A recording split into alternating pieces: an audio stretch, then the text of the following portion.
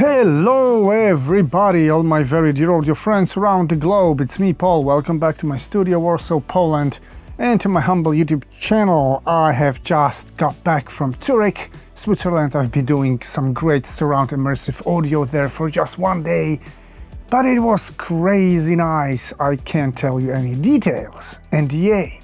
But don't worry, that's not the topic of today's video.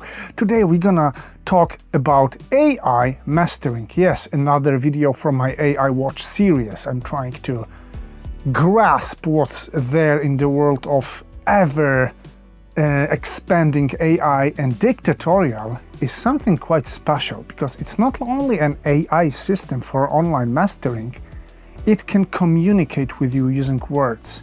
You can prompt it with text.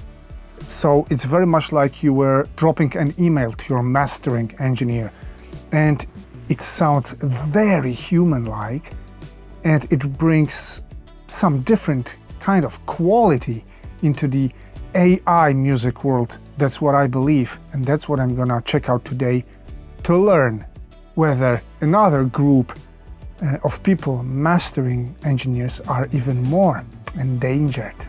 Let's find out. Of course, as always, if you like my videos, my studio and my channel, you can always subscribe somewhere here down in the corner. You can get notified, like this video and comment on it down below so that I know what you think about AI mastering, diktatorial, and maybe human mastering. Let's go!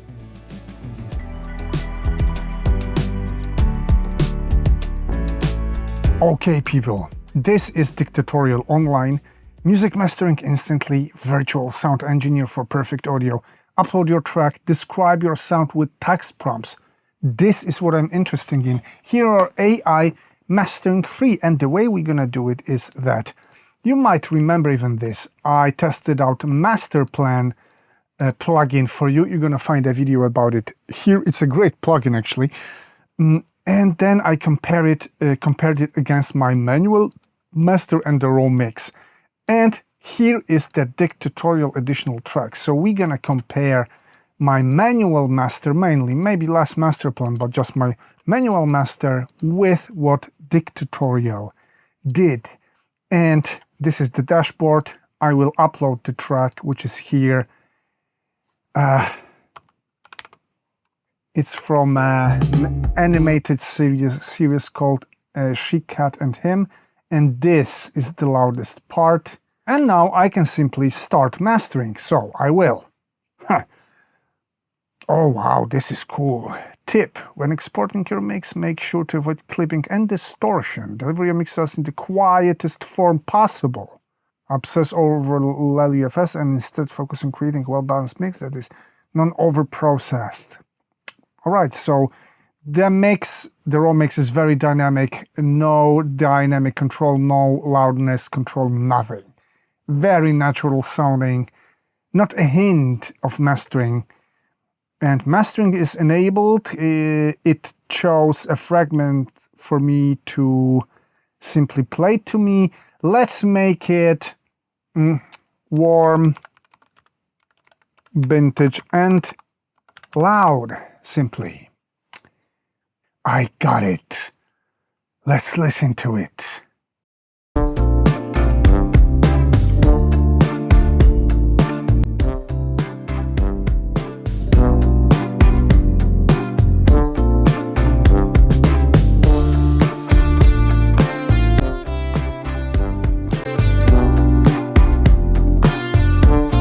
Like a couple of words, and it is a master, sort of. Not a great one. Maybe the description didn't give me good results.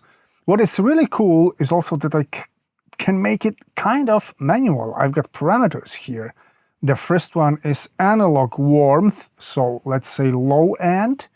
Then saturation is the second module. Then it comes loudness, stereo width, compressor style, mono capability, de-esser, and true peak limiting, I believe, or true peak simply, yes, it's gonna be mastered to the true peak limit, which is 0, -1 or -2 dBFS.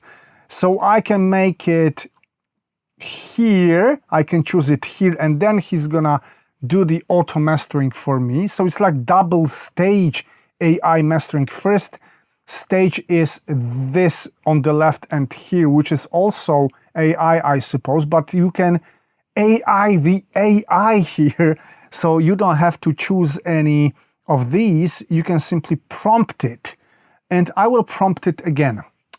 Balanced, rather bright, modern, and really loud. Apply prompt.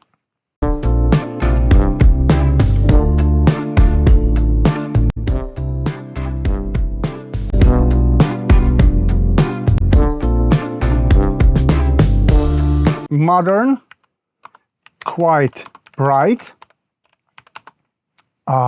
wide, and really loud.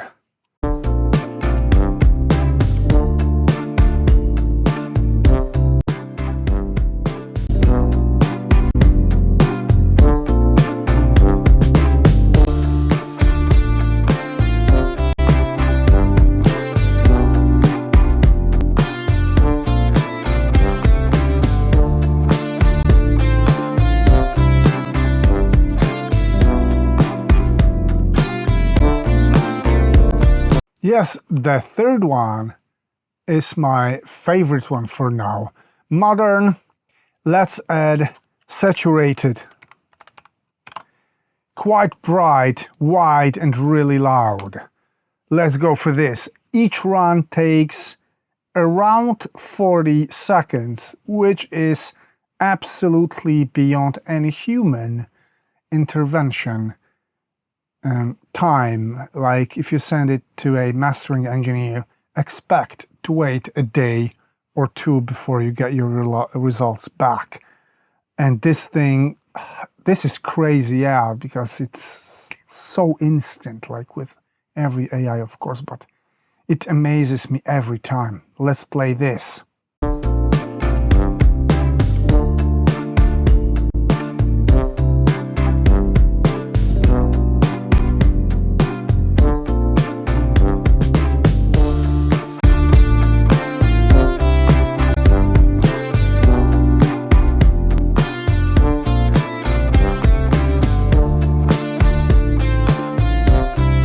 Very close to what I want to hear. I'm not saying it's good, but I want to force it to do something for me so that I can see whether it's responsive, because it's still not too bright. Like, I want it really bright. I can't hear this so far, and we'll see whether it's able to deliver this for me.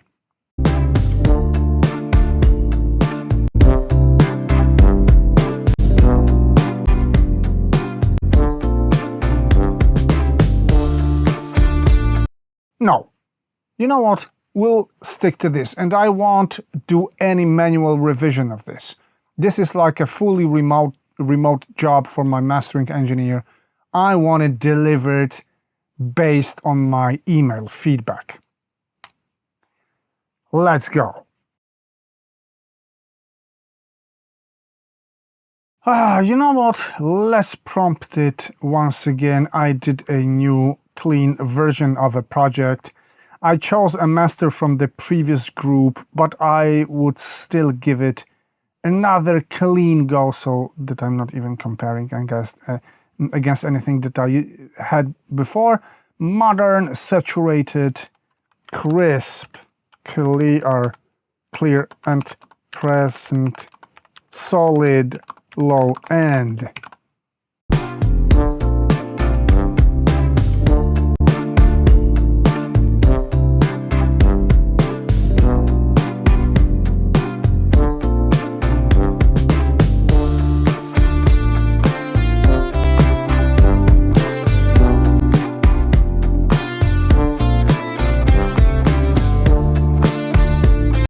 I would say this is the thing I'd like to hear, and I will have two. And you know what?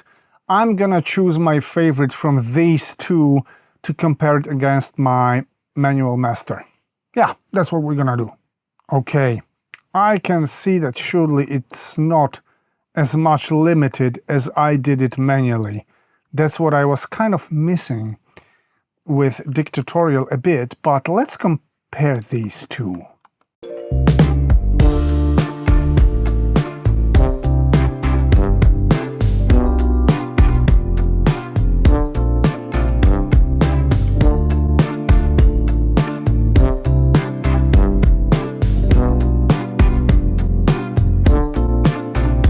Yes, this one.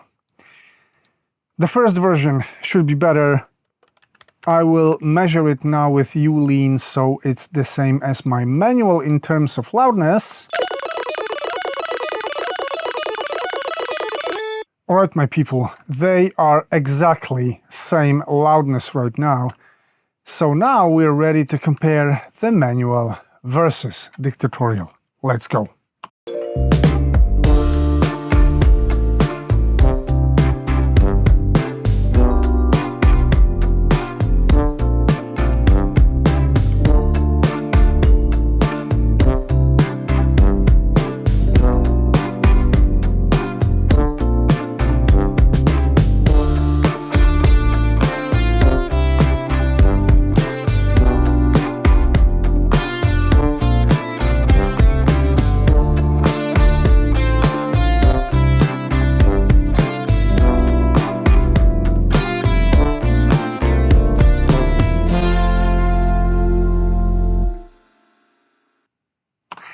Yeah, that's exactly what I was hearing. I knew I wanted brighter because the original mix was quite dull, I think.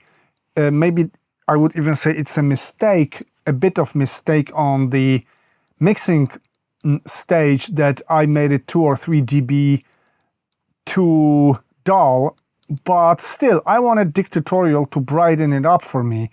And it behaved too conservative. It didn't really want to boost it for me, like seriously.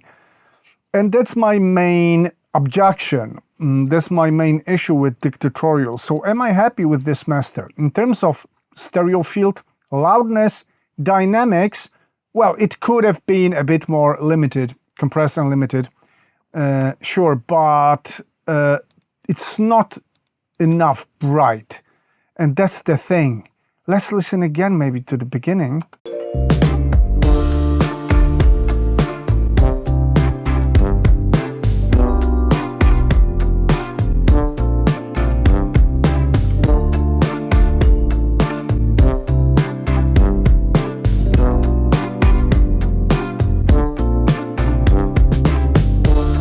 Yes, this thing should be simply brighter, but in terms of, as I said, loudness, stereo feed, low-end control, it is really quite impressive. And I might not be fully happy with the highs of dictatorial, but I'm telling you people, it is scary in terms of the concept somehow. It has to learn things. It may need to relearn some stuff. It might need to learn to act more radical, but the idea that you can describe your master with words like you were dropping an email to your mastering engineer, this is scary human-like, and this is very convenient, both convenient and convincing for potential clients. You need to know nothing about mastering to use it and to still achieve results. Let's sum the things up. So, what I think about dictatorial in general?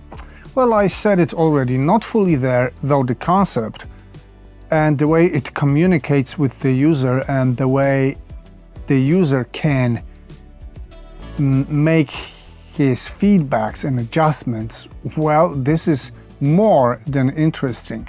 If the algorithm itself was just a tiny bit more responsive, more radical in some settings, that would be good? Not really good, because as most of you probably know, I'm not a fan of wild AI development. It's gonna take away jobs from people. I am afraid of it. That's not the way to go. That's not the way it should look like, completely uncontrolled. And I am afraid of rapid and unpredictable AI development. So this thing is fascinating. It's probably a cool thing for people with no money, no experience, etc. But, well, don't get me wrong, but it is dangerous. And that's why I'm here with my AI watch series. I hope you liked it. And I hope to hear from you down below what you think about dictatorial AI mastering and generally AI developments in the music world. Take care. See you soon.